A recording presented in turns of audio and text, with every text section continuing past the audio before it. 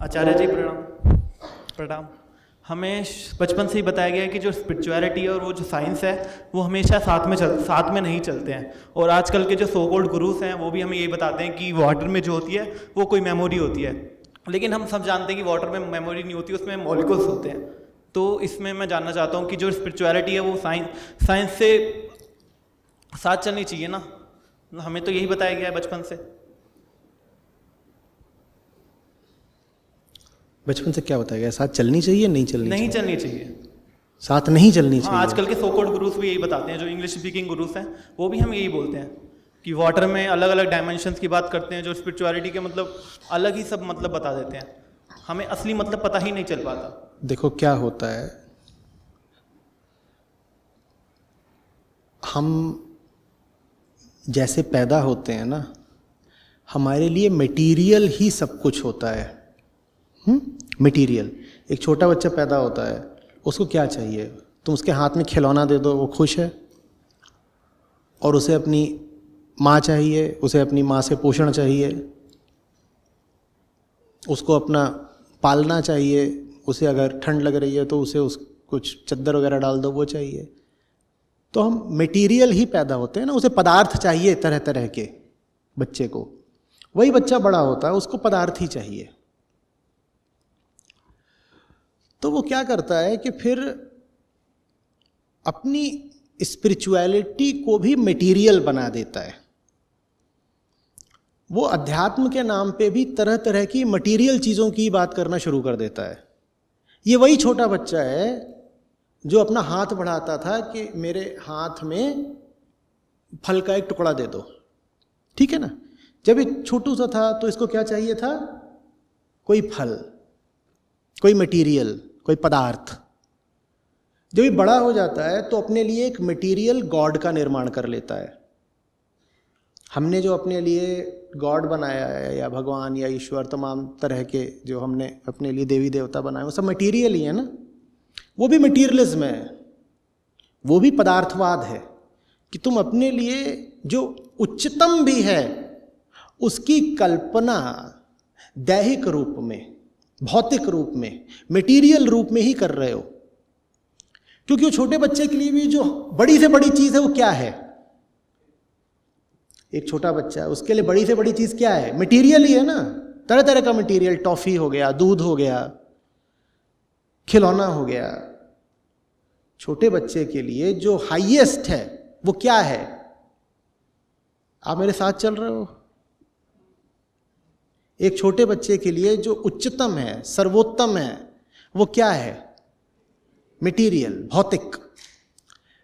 वही जब छोटा बच्चा बड़ा होता है तो जो उसके लिए उच्चतम हो सकता है उसको एक नाम देता है। क्या? भगवान या गॉड या ईश्वर वगैरह। और चूंकि उसके लिए जो उच्चतम है वो मटेरियल ही है, तो वो अपने उच्चतम को भी मटेरियल ही बना देता है। और मटेरियल कैसा? जैसे ये मटेरियल होता है ना, तो कहता है कि मेरा जो गॉड है वो यहाँ रहता है, वो ऐसा करता है, मेरे गॉड के भी बच्चे हैं या पत्नी है, मेरे गॉड को भी कभी गुस्सा आता है, कभी प्रेम आता है, कभी दया मर्सी आती है, मेरा गॉड ऐसा बोलता है, ऐसा सोचता है। मेरे गॉड ने अपने ही जैसा बना दिया मनुष्य को। God created man in his own image. तो गॉड के भी फिर 2 हाथ हैं, 2 पाँव हैं, ये सब हम करते हैं। ये मटीरियलिज्म है कि आप जो हाईएस्ट हो सकता है उसको भी सोच रहे हो मटेरियल टर्म्स में ही। हम आमतौर पर कहते हैं ना कि अमेरिकन्स बड़े मटेरियलिस्टिक होते हैं, कहते हैं ना द वेस्ट इज मटेरियलिस्टिक, कहते हैं कि नहीं? तथ्य यह है कि धार्मिक आदमी से ज्यादा मटीरियलिस्टिक कोई नहीं होता, क्योंकि उसने तो अपने लिए गॉड ही मटीरियल बना दिया। मान लो वेस्ट में कोई है, वो बोलता है मैं नास्तिक हूं, एथीस्ट हूं, वो कहता है मुझे खुशी मिलती है, मेरे लिए मुझे एक मटेरियल आईफोन चाहिए या कोई और मटेरियल चीज, मटेरियल कार चाहिए। लेकिन जो तथाकथित धार्मिक आदमी है वो तो कह रहा है मुझे एक मटेरियल गॉड चाहिए, एक ऐसा गॉड जिसकी बात की जा सके, जिसकी कहानी बताई जा सके, और जो अध्यात्म का पूरा क्षेत्र में उसी को मटेरियल बना दूंगा। तो उदाहरण के लिए मैं पानी को लूंगा, पानी क्या चीज है? पानी एक मटेरियल चीज है, और मैं उसमें एक स्पिरिचुअल एंगल घुसेड़ूंगा, ये मटेरियलिज्म है। बात समझ में आ रही है? जो चीज सूक्ष्म से सूक्ष्मतम होनी चाहिए, उसका रिश्ता आप किससे जोड़े दे रहे हो? स्थूल चीजों से। या कि आप कह दोगे कि कोई फलाना फल होता है, उस फल का एक स्पिरिचुअल डायमेंशन होता है। आपने कोई फल ले लिया या कोई फूल ले लिया और आप कहने लग गए इसका एक स्पिरिचुअल डायमेंशन है। ये मटेरियलिज्म है, ये हम समझ नहीं पाते। ये बात समझ में आ रही है? आपको ये नहीं दिखता है कि दुनिया में जो कुछ भी है वो और क्या है? वो एक ही चीज तो है। क्या?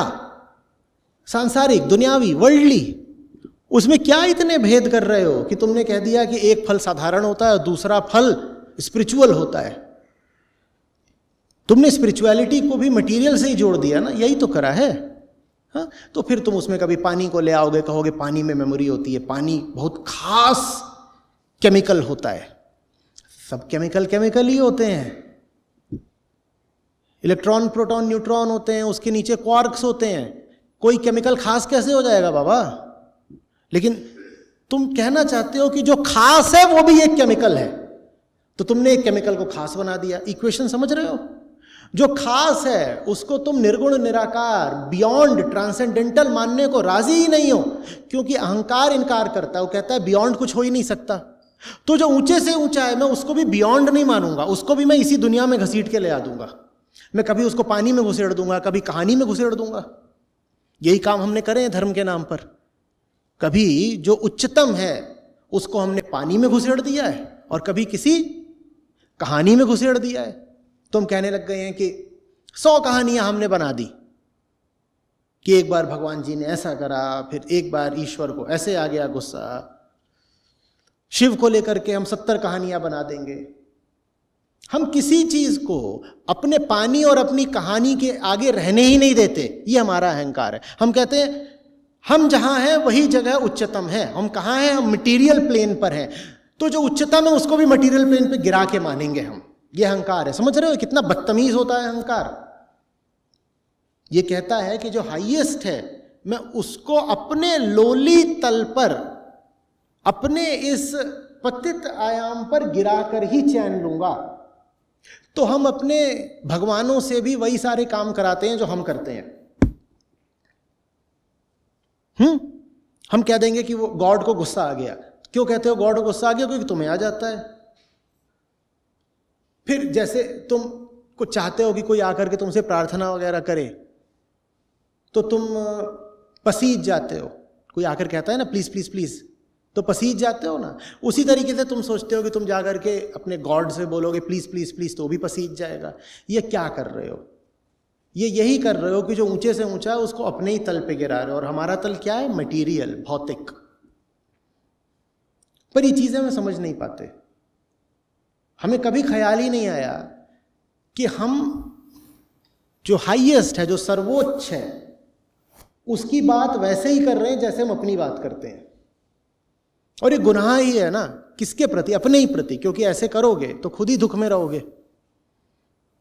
दुख तो तभी मिटेगा जब तुम उस तल से उठ जाओ जिस पर दुख है। हम जिस तल पर हैं, ये जो भौतिक आयाम है, इस पर दुख ही दुख है। इससे ऊपर उठने की जगह जो ऊपर का है हम उसको नीचे इसी तल पर गिरा लेते हैं। समझ में आ रही है बात? वहां से इस तरह के सब अंधविश्वास और इस तरह की फिजूल की बातें जन्म लेती हैं। उसको नीचे गिराने के लिए फिर जो साधारण वैज्ञानिक सूत्र हैं उनका उल्लंघन भी जरूरी हो जाता है। क्योंकि विज्ञान तो यही बताता है कि सब कुछ साधारण है। अगर मैं विज्ञान की दृष्टि से देखूं तो यहां पर कुछ नहीं है, बस सब एटॉमिक पार्टिकल्स हैं, ठीक, सब एक बराबर हैं। ये जो आप आई बोलते हो विज्ञान की दृष्टि में तो ये है ही नहीं। कहां है? यहां पर क्या है? यहां क्या? यहां क्वार्क्स ही क्वार्क्स हैं और तो कुछ है ही नहीं ना, या वेव्स आप कह लो हैं, और तो कुछ नहीं है। पर आप बोलते हो मैं हूं मैं हूं मैं हूं मैं हूं मैं हूं मैं हूं। साइंस तो मानेगा ही नहीं कि आप हो, वो तो कहेगा यहां पे क्या इलेक्ट्रॉन्स हैं बहुत सारे, और क्या है। लेकिन आप अब चूंकि अपने गॉड को भी मटेरियल में घुसेड़ रहे हो, तो ये जरूरी हो जाता है फिर कि कहना कि कुछ मटेरियल स्पेशल है, क्योंकि उसमें क्या आ गया है? गॉड आ गया है, या डिविनिटी आ गई है, दैवीयता आ गई है। तो फिर आप बहुत उल्टी पुल्टी बातें करोगे, बहुत उल्टी पुल्टी। आप कह दोगे ये जो इस पेड़ का ये पत्ता बहुत खास होता है। अब जैसे टाइम है, टाइम भी एक मटेरियल चीज होती है ना, स्पेस टाइम एक ही चीज होते हैं और सारा मटेरियल स्पेस टाइम में ही कंटेन्ड होता है, तो टाइम भी मटेरियल है। या आप कहना शुरू कर दोगे कि फलाना वक्त बहुत दैवीय होता है, ये बेला, ये काल या ये मुहूर्त ये डिवाइन होता है। कैसे? डिविनिटी टाइम में आ गई, माने आपने डिविनिटी को भी मटेरियल बना दिया। टाइम इज मटेरियल, तो आपने दैवीयता को भी भौतिक बना दिया, ये करा है आपने। इसी तरह से मटेरियल का जो दूसरा डायमेंशन है वो स्पेस होता है, right? All material is space time. तो स्पेस का मतलब होता है कोई जगह, कोई लोकेशन। तो ये आप कहना शुरू कर दो कोई जगह बहुत खास होती है, कॉन्सिक्रेटेड होती है कोई जगह। कोई भी जगह है वो क्या होगी? एक शब्द दीजिए उसके लिए, मटीरियल। कोई भी जगह क्या होगी? Material. All spaces, all time is, whatsoever is contained in space time is material. लेकिन आप कहना शुरू कर दोगे ये जो जगह है ना, ये दिव्य है, पराभौतिक है, इस जगह पे कुछ खास होता है। जो यहां आ जाता है उसको एक खास एनर्जी की फीलिंग आती है, उसे खास एक्सपीरियंसेस होते हैं। ये आपने क्या करा? आपने फिर से जो हाईएस्ट है उसको मटेरियल बना दिया। क्यों? क्योंकि आप ऊपर उठना नहीं चाहते, तो उसको ऊपर वाले को नीचे मटेरियल में आपने गिरा दिया। ये गुनाह है। समझ में आ रही है बात? नहीं समझ में आ रही?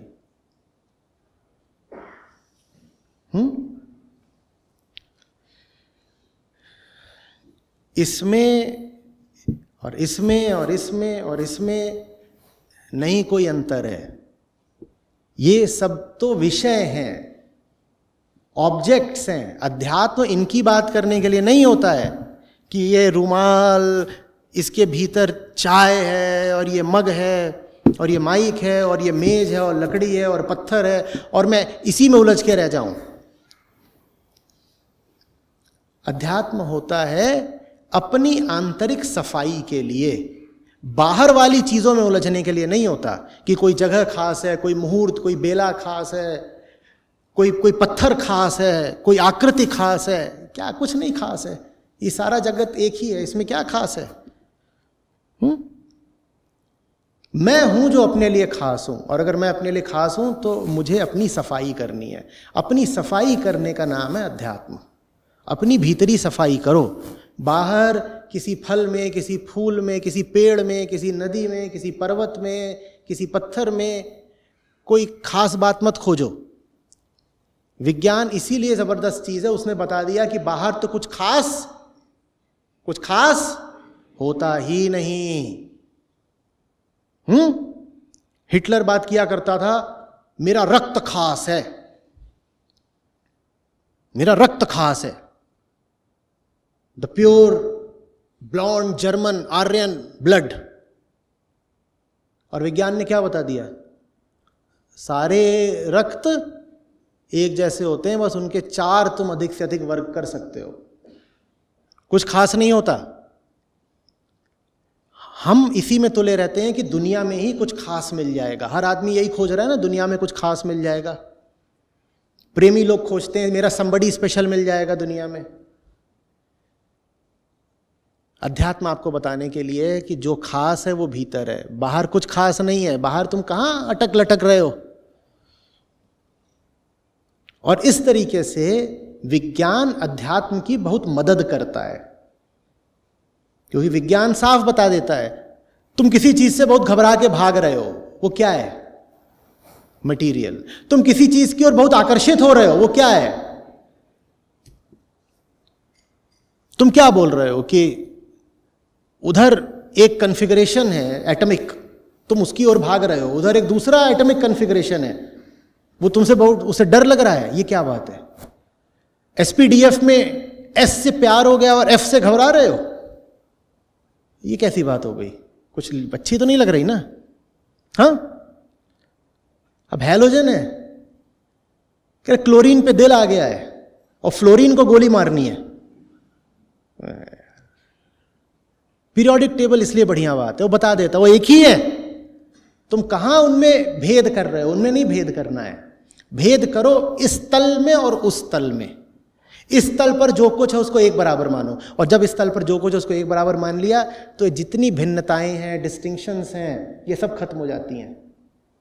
जिसको तुम कहते हो कास्ट सिस्टम, जिसको तुम कहते हो जेंडर इनइक्वालिटी, इकोनॉमिक इनइक्वालिटी, ये जिस भी चीज को लेके हम फूले रहते हैं कि हम तो अलग हैं, हम विशेष हैं, अध्यात्म सबको खत्म कर देता है। और विज्ञान भी इसमें अध्यात्म के साथ ही है। बस एक जगह है जिसकी ओर विज्ञान देखता ही नहीं और अध्यात्म बहुत सफाई से देखता है। क्या है उस जगह का नाम? मैं, भीतर। जहां तक बाहरी दुनिया की बात है वहां विज्ञान और अध्यात्म एक साथ चलते हैं, और जब भीतरी दुनिया की बात आती है तो विज्ञान वहां चुप हो जाता है। विज्ञान का वो क्षेत्र ही नहीं है। साइंस में आई जैसी कोई चीज नहीं होती। साइकोलॉजी में फिर भी होता है द क्वेश्चन ऑफ आइडेंटिटी, लेकिन द क्वेश्चन ऑफ लिबरेशन तो साइकोलॉजी में भी नहीं होता, न न्यूरो साइंस में होता है। वहां पर भी जो फिजिकल बेसिस है आई का, सेल्फ का, आइडेंटिटी का, उसको एक्सप्लोर करते हैं, लेकिन लिबरेशन की बात तो वहां भी नहीं करते। वो बात सिर्फ अध्यात्म करता है। तो अध्यात्म और विज्ञान कभी एक दूसरे के विरोधी नहीं होते। जो बात विज्ञान कहता है वही बात अध्यात्म कहता है। बस अध्यात्म दोनों तरफ निगाह करता है, विज्ञान बस एक तरफ निगाह करता है। अध्यात्म दोनों को देखता है, विषय को भी और विषयता को भी, ऑब्जेक्ट को भी और सब्जेक्ट को भी। और विज्ञान सिर्फ और सिर्फ किसको देखता है? जो ऑब्जेक्ट है उसको। जो देखने वाला सब्जेक्ट है उसकी बात नहीं करता साइंस। जो भी लोग कह रहे हो कि साइंस और स्पिरिचुअलिटी अलग अलग हैं या उनमें आपस में विरोध होता है, उनके लिए बस इतना ही कि उन्होंने न साइंस पढ़ी है न स्पिरिचुअलिटी पढ़ी है, नहीं तो इन दोनों में उनको अंतर नहीं देख सकता था। आ रही बात समझ में?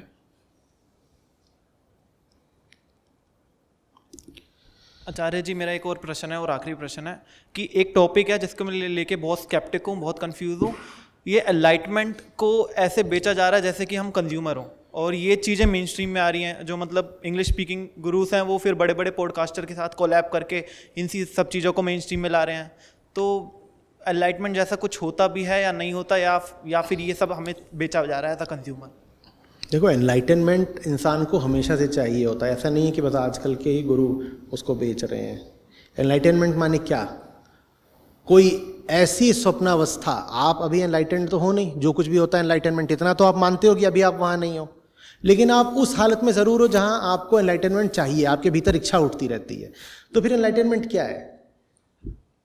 एक सपना है हमारे लिए जिसमें हमारे दुख, दर्द, बेचैनियाँ सब दूर हो जाएंगे। इसी को एनलाइटनमेंट कहते हो ना।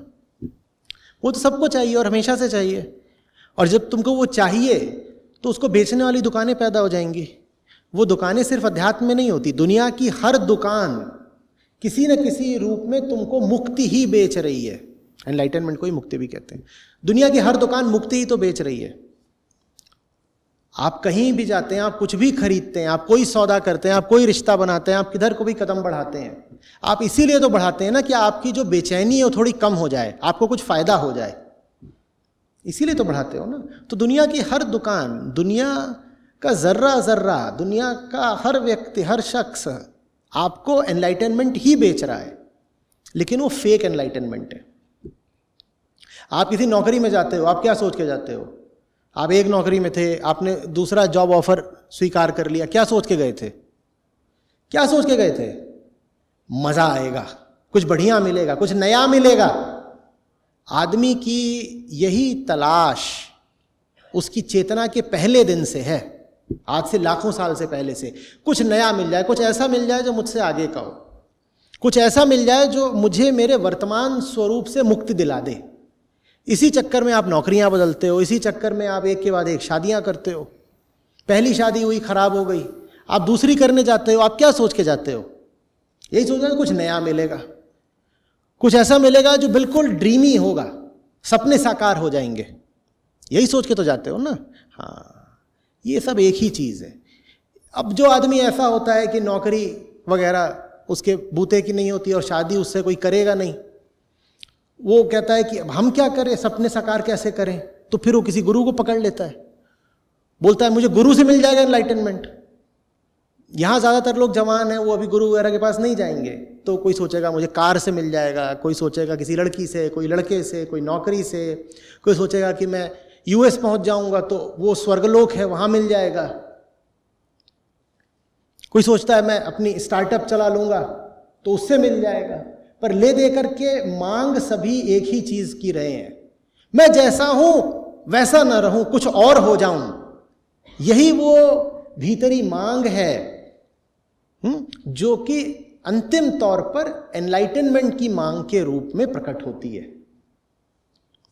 समझ में आ रही है बात? ये सबको वही चाहिए, लेकिन जहां खोज रहे हो वहां नहीं मिलेगा, वहां नहीं मिलेगा। वो कहां मिलता है? वो जानने के लिए ये समझना पड़ता है कि किसको चाहिए। ये वेदांत का सदा का प्रश्न है, कौन मांग रहा है? आप मुक्ति इसलिए मांगते हो क्योंकि आपको लगता है आप बंधन में हो, तो फिर हमें इन बंधनों की जांच पड़ताल करनी है। ये बंधन क्या चीज है, कौन सी चीज है जो मुझे रोक रही है? बंधन माने क्या? जो आपको पूरा होने से रोक दे, जो आपको बढ़ने से और आगे उड़ने से रोक दे, उसको बंधन कहते हैं। ठीक, जिसके कारण आप देख ना पाओ वो बंधन है, सुन ना पाओ, समझ ना पाओ वो बंधन है। तो ये पूछना पड़ेगा, मुक्ति की खोज नहीं करनी है, बंधनों का अनुसंधान करना है। बंधन क्या है मेरे? और बंधन बाहर नहीं है, बंधन कहाँ है? भीतर है। और एनलाइटनमेंट हम कहाँ खोजते हैं? बाहर। हो गई ना गड़बड़? बंधन भीतर है और मुक्ति खोजने के लिए हम इधर उधर बाहर बाहर जाते हैं। तो इसीलिए कभी किसी को नहीं मिलती, न बाजार से मिलती है, न व्यापार से मिलती है, न गुरु से मिलती है, किसी से नहीं मिलती। वो तो वही मिलेगी जहां बंधन है। अपने बंधनों को पहचानो और जिंदगी समर्पित कर दो उनसे लड़ने को, उनसे काटने को। जैसे जैसे तुम स्वयं से लड़ते जाओगे, अपने बंधनों से मुक्त होते जाओगे, वैसे वैसे पाओगे कि मुक्ति की तुम्हारी मांग भी घटती जा रही है, तुम सहज होते जा रहे हो। तुम्हें बहुत ज़्यादा ये लगता ही नहीं है कि मुझे मुक्ति मिले, मुक्ति मिले, क्योंकि जो मुक्त है उसे मुक्ति क्यों चाहिए? जितना ज़्यादा मुक्त होते जाओगे उतना भीतर की बेचैनी कम होती जाएगी। समझ में आ रही है बात?